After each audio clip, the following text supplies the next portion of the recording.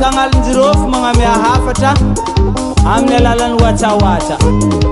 ampianaro zaza misy re nianatra an-tanambe reo mandeha mitsika ambany volo atô hoe volo 10,000 vaovao tô atakalo 2 aligny taloha i amitovana refo efa tsy miasa le taloha tsy keneo ndraiky tsisy jirama mbô jiramaneo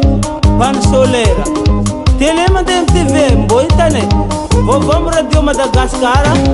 de mbô mahare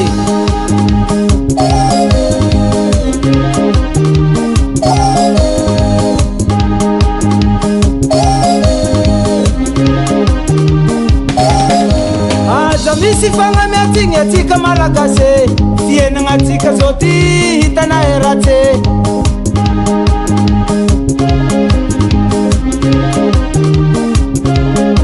aza misy fagnamiatigny atsika malagasy fiainagna atsika zao ty hitana eratsy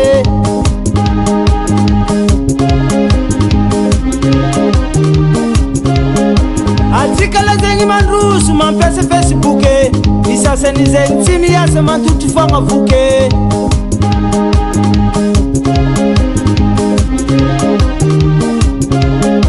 atsika la zegny mandroso mampiasa Facebook isasany zegny tsy miasa mantotry fagnavoky Zagnahary iny andro fitsaram-bahoaky igny efa nifoagna sambah zegny ndraiky fanjakagny manampotoana mahazo mafy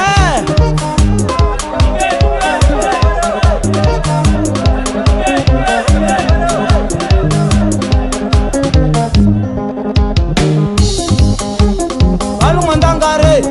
somatsy marare alongandangare aza misy marare alongandangare aza misy marare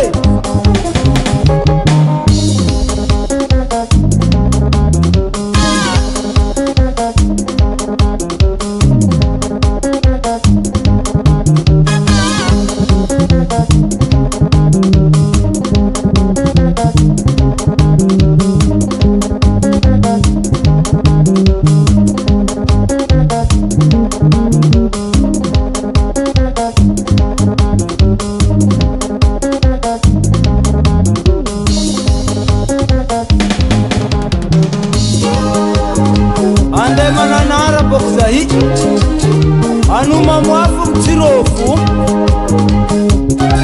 mangumpanga antanambe imoro zisk sandrakatian asmangati le tsikotungwe fora misentanang jare yang zalahe manjar tsukumbanga tenga hafat kale sivala pora tia kurang fa